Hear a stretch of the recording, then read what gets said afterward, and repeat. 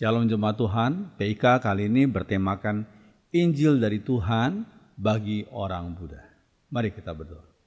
Mohon Roh Kudus urapi hamba-Mu, sensor tuturkan sikap hamba-Mu, sehingga hamba-Mu layak menjadi juru bicaralah dan menjadi saluran berkat bagi setiap orang yang mendengarkan. Terima kasih Roh Kudus kami, pimpin kami. Dalam nama Tuhan Yesus. Amin. Injil dari Tuhan bagi orang Buddha.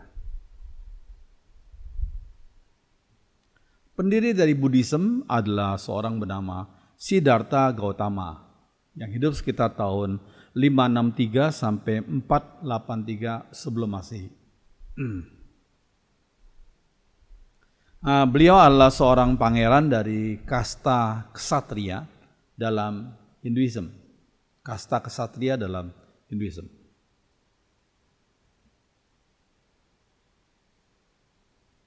Dilahirkan di India Utara, di dekat perbatasan Nepal. Di situ sudah lihat dalam gambar ada satu tempat namanya Tauli Hawa.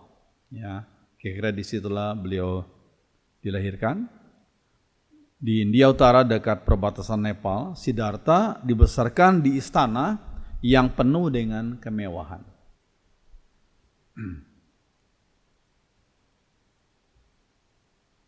Ini contoh saja, ya.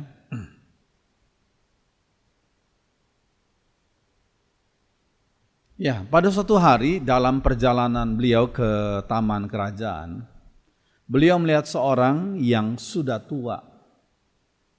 Ada pemandangan, ya kaget sekali ada seorang yang sudah tua.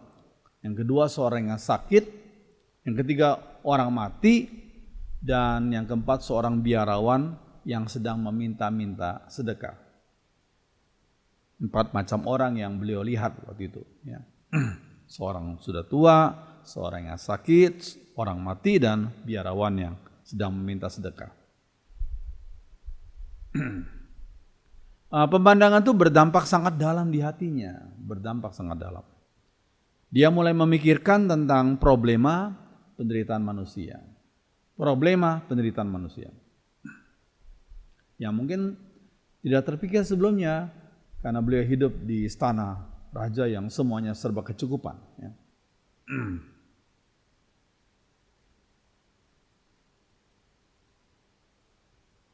Akhirnya pada usia sekitar 29 tahun, beliau meninggalkan istana pada malam hari serta meninggalkan istri dan bayinya yang sedang tidur. Ketika istri dan bayinya sedang tidur, beliau pelan-pelan pada malam hari meninggalkan istana. Usia 29 tahun. Nah, pada mulanya ia belajar dari 2 orang biarawan Brahman. Biarawan Brahman, ya. Namun Siddhartha tidak puas dengan ajaran mereka.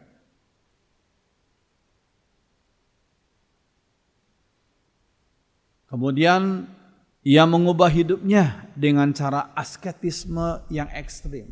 Asketisme yang ekstrim. Di sebuah rimba. Hidup dengan sedikit makanan saja. Sampai tubuhnya menjadi seperti tengkorak. Seperti gambar. Ini hanya semacam ilustrasi saja ya. Mungkin seperti ini.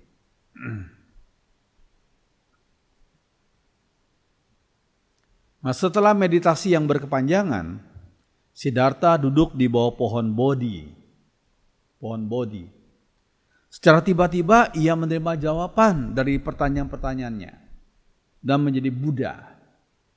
Buddha itu berarti orang yang dicerahkan. The enlightened one.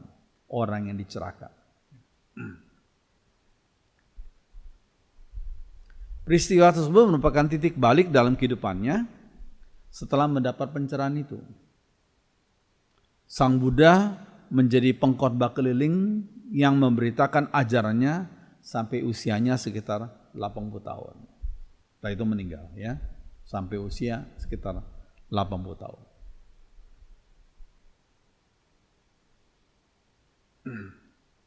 Oke, sekarang perbandingan ajaran Buddhism dengan ajaran Kristen.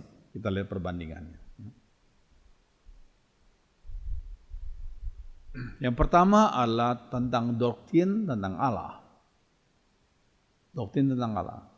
dalam Buddhism, dalam bentuknya yang asli, saya katakan dalam bentuknya asli, yang asli, Allah dan dewa-dewi tidaklah penting. Di dalam Buddhism yang populer, Sang Buddha disembah sebagai yang ilahi. Buddhism yang populer ya. Sang Buddha disembah sebagai yang ilahi atau sebagai juru selamat yang berinkarnasi. Dalam Kristen, doktrin tentang Allahnya itu bersifat teistik, pusatnya pada Allah. Teistik. Hanya ada satu Allah yang Tritunggal. Satu Allah yang Tritunggal. Allah Bapa, Allah Anak, dan Allah Roh Kudus. Tritunggal. Yang Maha Kuasa, Maha Tahu, Maha Hadir, Sang Pencipta, Penebus, dan Hakim. Kristus adalah juru selamat manusia yang berdosa. Kristus adalah juru selamat manusia yang berdosa. Itu tentang perbandingan tentang doktrin Allah ya, antara Buddhism dan Kristen. Perbandingan kedua tentang problema manusia. Problema manusia. Dalam Buddhism dimulai dengan problem penyakit dan penderitaan. Dimulai dengan problem penyakit dan penderitaan. Perhatikan penyebabnya dan cara menanggulanginya. Tujuannya bagaimana bebas dari penderitaan. Bagaimana bebas dari penderitaan. Nah, berpusat pada usaha manusia itu sendiri. Usaha manusia itu sendiri. Ya. Dan dalam Kristen, problema manusia dimulai dengan dosa. Moral, karena dosa akibatnya moral manusia yang jahat. Dosa mengakibatkan moral manusia jadi jahat. Jadi lebih dalam ini sifatnya. Ya. Memperhatikan kekudusan Allah, dosa manusia, pembebasan manusia dari dosa. Memperhatikan kekudusan Allah yang tidak tercemar oleh dosa sedikit pun, ya. Kemudian bicara tentang dosa manusia dan pembebasan manusia dari dosa. Berpusat pada inisiatif Allah, Allah berinisiatif mengirim Sang Juru Selamat, Sang Firman yang menjadi manusia itu Yesus. Berpusat pada inisiatif Allah untuk menyelamatkan manusia. Itu bicara soal problema manusia, perbandingannya ya. Nah, perbandingan keempat adalah manusia dan jiwa. Nah, dalam Buddhisme tidak ada yang kekal dalam tubuh manusia. Enggak ada yang kekal dalam tubuh manusia. Tidak ada ego yang permanen. Eksistensi individual yang terpisah hanya ilusi belaka. Ilusi belaka. Ya. Eksistensi individual yang terpisah hanya ilusi belaka. Tapi dalam kekristenan manusia dan jiwa, manusia memiliki jiwa yang kekal. Tubuh manusia satu kali bisa binasa menjadi tanah lagi atau debu, tapi jiwanya itu kekal, jiwa atau rohnya kekal. Ya. Eksistensi individual adalah nyata itu dalam kekristenan. Eksistensi keberadaan individual adalah nyata, bukan satu hal yang ilusi saja, bukan.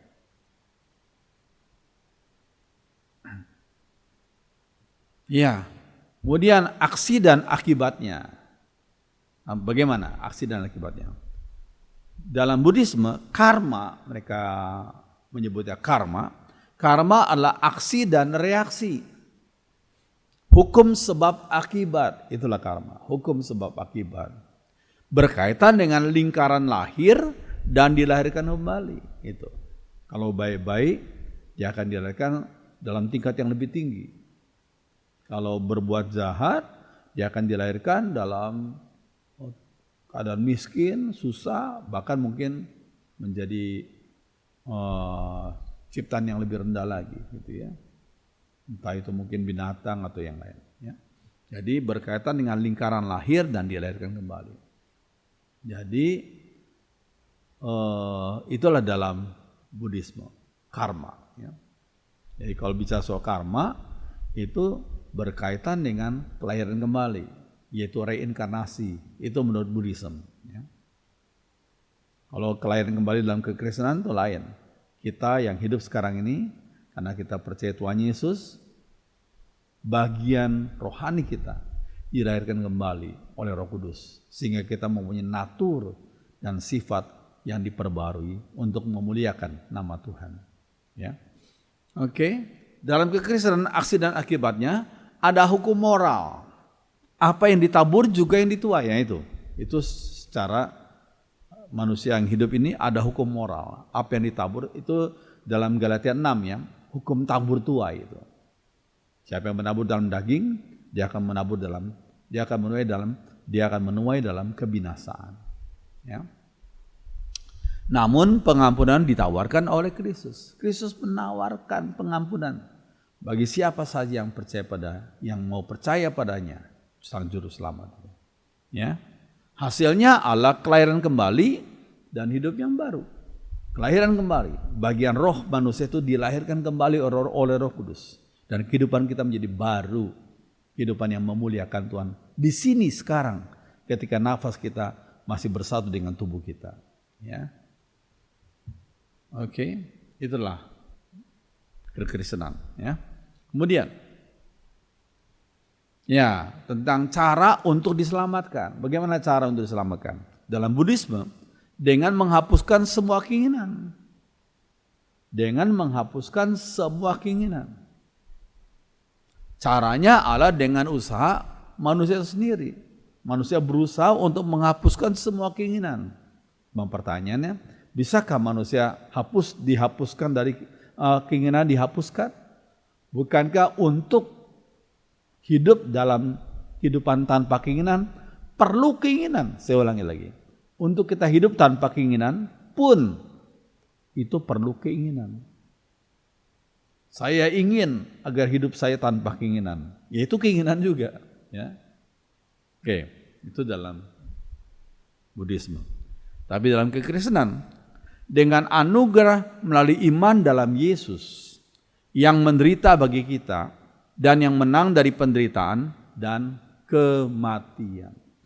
Semua anugerah Tuhan yang memperbarui ya, kemauan kita agar sesuai dengan kehendak Tuhan. Ya. Manusia tidak bisa menyelamatkan diri sendiri. Ya, saya dan saudara tidak bisa menyelamatkan diri sendiri. Ya. Allah berinisiatif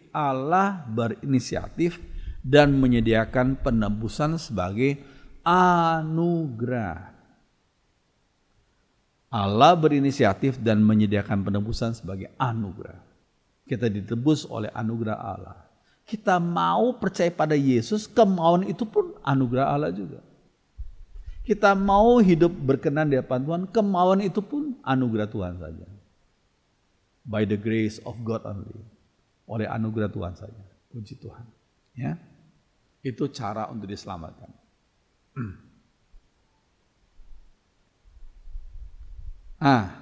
Hal-hal apa yang kontras dalam Buddhisme dan kekristenan? Hal yang kontras, ya. Dalam Buddhisme ortodoks dikatakan mereka tidak bicara tentang Allah. Ini dalam Buddhisme ortodoks, mereka tidak bicara tentang Allah. Tapi dalam kekristenan itu sifatnya teosentris, pusatnya pada Allah. Roma 11 ayat 36 contohnya, ya. Rasul Paulus berkata apa? Sebab segala sesuatu adalah dari Dia, dari Tuhan, dan oleh Dia, oleh Tuhan, dan kepada Dia, kepada Tuhan. Bagi Dialah, bagi Tuhanlah kemuliaan sampai selama-lamanya. Teosentris, pusatnya pada Allah.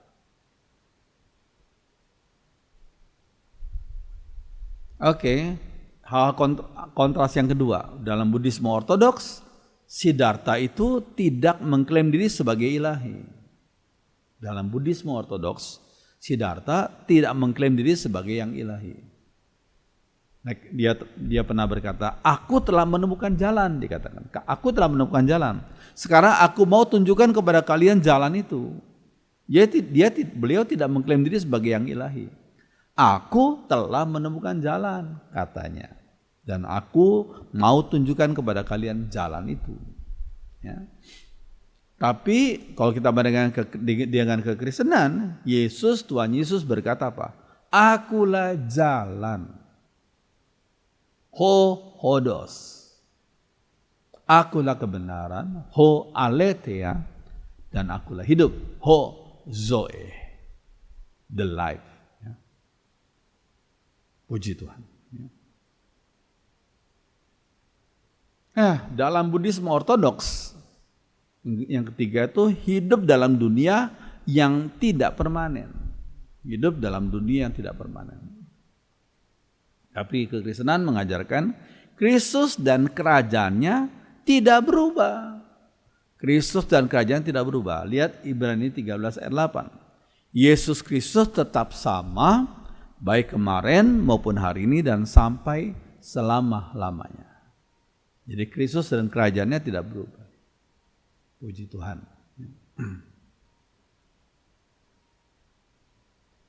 Oke, yang berikutnya perbandingan Buddhisme dan kekristenan. Yang keempat, Buddhisme itu berpusat pada manusia, human center. Itu kebutuhan dan usaha manusia. Berpusat pada manusia, kebutuhan dan usaha manusia. Tapi dalam kekristenan berpusat pada Allah. Rencana dan kehendaknya, theosentris. Berpusat pada Allah, rencana dan kehendaknya.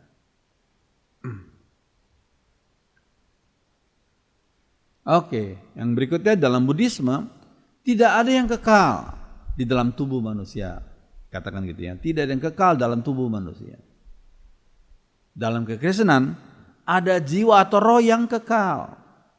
Tubuh kita dari debu tanah akan kembali menjadi debu, akan kembali menjadi tanah. Ya. Tapi ada jiwa dan roh yang kekal dalam tubuh manusia. Eksistensi seseorang itu nyata. Eksistensinya tubuh atau jiwa itu nyata. Dan sementara hidup di dunia dikaruniakan oleh Tuhan tubuh jasmani. Eksistensi manusia itu, seseorang itu nyata, jelas. Ya. Oke, berikutnya dalam Buddhisme, problem mendasar dari manusia adalah penderitaan. Itu problem mendasar dari manusia adalah penderitaan. Tapi dalam kekristenan, problem mendasar dari manusia adalah dosa. Semua kejahatan, kebencian, iri hati, kesombongan, dan lain-lain yang jahat itu, problem mendasarnya adalah manusia sudah dikuasai oleh dosa. Dunia ini sudah dikuasai oleh dosa. Kita mohon Roh Kudus menolong kita untuk hidup sesuai dengan kehendak Tuhan. Ya.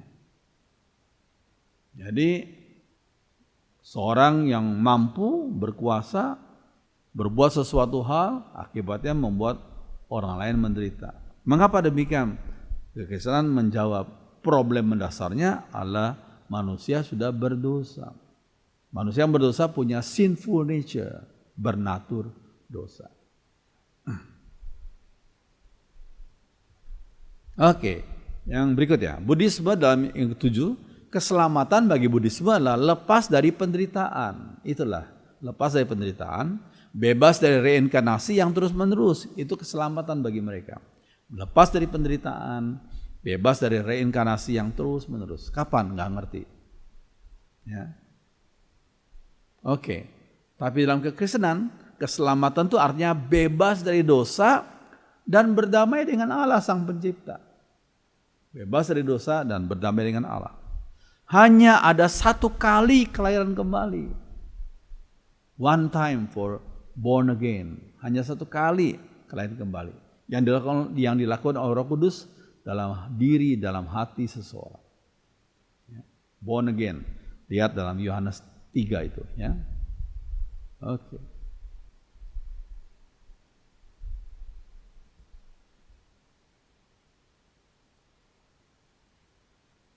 Yang berikutnya, karena dalam Buddhisme setiap pribadi mengusahakan keselamatannya, keselamatan sendiri dengan cara meditasi, perbuatan dan pengetahuan baik. Setiap pribadi mengusahakan keselamatan sendiri dengan cara meditasi, perbuatan dan pengetahuan baik. Diusahakan untuk diri sendiri punya keselamatan, gitu ya. Tapi dalam kekristenan, keselamatan adalah kasih karunia Allah. By the grace of God only. Kasih karunia Allah. Melalui iman kepadanya. Sekali lagi kita bisa beriman pada Yesus pun, itu juga kasih karunia Allah. Roh Kudus yang memberikan kepada orang yang beriman itu satu kali benih iman. Dan Roh Kudus memampukan kita untuk terima benih iman tuh dan mempraktekkan benih iman. Itu semua by the grace of God. Anugerah Allah saja. Ya. Efesus 2 ayat 8. Oke. Nah, pohon bodi menurut mereka dimuliakan oleh orang Buddha karena Siddhartha mendapat pencerahan ketika bermeditasi di bawahnya. Pohon bodi. Ya. Seperti gini pohon bodi. Tapi bagi kekristenan, kita ingat dalam bahasa Inggris Calvary Tree, salib Kristus. Ya, ketika Yesus itu rela disalibkan, Yesus yang disalibkan, darahnya yang tercurah, itu kita beriman, kita percaya Yesus yang disalibkan itu, Yesus memikul salib itu.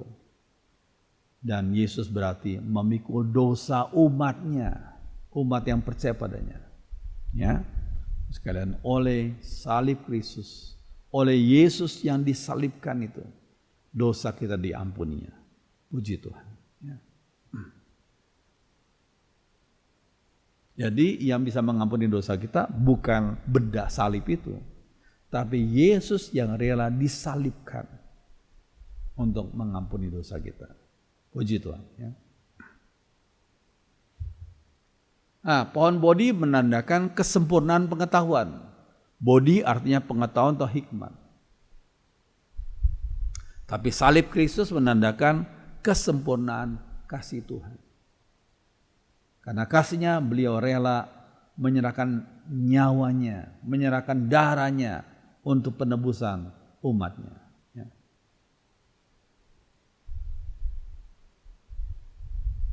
Oke, pohon bodi menandakan pencapaian keselamatan bagi diri sendiri. Ya. Tapi salib Kristus menandakan penerimaan keselamatan dari Allah bagi segenap umat pilihannya. Penerimaan keselamatan dari Allah bagi segenap umat pilihannya. Itu salib Kristus. Ya. Sekali lagi, yang bisa mengampuni dosa kita bukan benda salib itu, tapi Yesus yang rela mati di salib dan bangkit dari kematian. Itu yang bisa memberikan keselamatan, pengampunan dosa dan hidup yang kekal. Puji Tuhan. Pohon bodi menandakan melepaskan dunia. Melepaskan dunia. Salib Kristus menandakan keterlibatan di dalam dunia. Nah ini, keterlibatan dalam dunia. Orang yang percaya Yesus bukan lari dari dunia, tapi Tuhan membantu kita, mengeluarkan kita untuk terlibat dalam dunia, tapi terlibat yang bukan terbawa hanyut oleh arus dunia, tapi menjadi terang, jadi garam di dunia ini. Ya. Kristus menjadi juru selamat bagi umatnya yang terlibat dalam dunia ini. Kristus menjadi juru selamat bagi umatnya yang terlibat di dalam dunia ini. Bergeraklah di bidang di mana Tuhan menempatkan kalian. Ada yang bergerak dalam bidang bisnis, ada yang bergerak dalam bidang politik, ada yang bergerak dalam bidang pendidikan, ada yang bergerak dalam bidang rohani, ada yang bergerak dalam bidang berbagai macam bidang. Bergeraklah di bidang itu dan muliakan Tuhan di bidang itu. Kalau sudah bertanya, kalau gitu orang Kristen boleh nggak bergerak dalam bidang judi? Jadi orang Kristen jadi penjudi, jadi pemabuk. Ya itu bidang itu adalah bidang yang bersentuhan bahkan berkanjang dalam dosa. Orang Kristen tidak boleh melakukan hal itu. Tapi yang saya bilang bergeraklah di bidang itu adalah bidang maksudnya yang netral, yang kita bisa pakai untuk memuliakan Tuhan. Ya, saya memuliakan Tuhan dengan judi saya memuliakan Tuhan dalam perkara yang kotor-kotor. Itu bidangnya saja sudah kotor. Tapi kalau kita berbicara soal bisnis itu netral, tergantung bagaimana kita bertindak, bersikap, bermain di bisnis itu dengan cara yang berkenan di hadapan Tuhan atau tidak. Ya, Tapi kalau orang berkata, saya mau jujur di bidang judi, ya nggak bisa. Ya. Bidang itu sendiri, judi itu sendiri sudah bersentuhan, sudah berkajian dalam dosa. Ya. Saya mau memuliakan Tuhan di bidang apa? Maaf ya, bidang perjinahan. Ya nggak bisa. Bidang itu sendiri sudah dosa. Ya. Jadi kita harus bersikap bijaksana dalam melihat bidang apa. Ya. Kita memuliakan Tuhan di bidang itu. Cari bidang yang netral, tapi kita mau sucikan bidang itu untuk memuliakan Tuhan. Puji Tuhan. Oke, akhirnya Roma 11 ayat 36. Ini dalam terjemahan sehari-hari ya. Allah yang menciptakan segala sesuatu. Semuanya berasal dari Allah dan adalah untuk Allah, berasal dari Allah, untuk Allah. Terpujilah Allah untuk selama-lamanya. Amin. Biarlah apa yang saya sampaikan ini bisa menjadi berkat bagi saudara semua yang mendengar dan menontonnya. Mari kita berdoa. Terima kasih untuk firman-Mu, terima kasih untuk bimbingan-Mu, terima kasih untuk Roh Kudus yang menolong kami untuk hidup memuliakan Tuhan di bidang kami masing-masing. Terima kasih, biarlah Injil Tuhan diberitakan kepada manusia seluruhnya, termasuk yang kami bahas pada saat ini untuk orang-orang yang menerima pengajaran Buddha. Oh Tuhan, biarlah orang-orang manusia yang berdosa ini, yang membutuhkan juru selamat, mendengar Injil Tuhan, Injil keselamatan, dan diselamatkan oleh Tuhan. Terima kasih, dengarkan doa kami dalam nama Tuhan Yesus. Haleluya. Amin.